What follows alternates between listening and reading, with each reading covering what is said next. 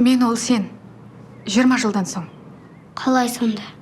Енді сен қазір ондасың ғой. Иә.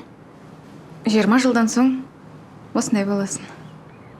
Мен қазір милицияға хабарласамын. Жоқ, керек емес, хабарласпай қой. Сенің есімің Гаухар. Иә. 4-ші А сыныбында оқисың. Иә. Құрбыңның аты Әсел. Ал Самат деген жігіт сенің артынан жүгіреді. Оны бәрі біледі ғой. Кеше ыдыс-аяқ жуып маманың чешский фарфорын сындырдың ғой. Ал оны сен мында тық қойдың. Сен оны қайдан білесің? Айтып тұрмын ғой. Гаухар.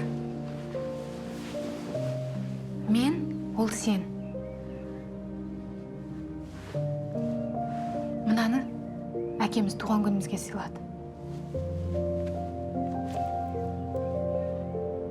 Көрдің бе? Енді сенді.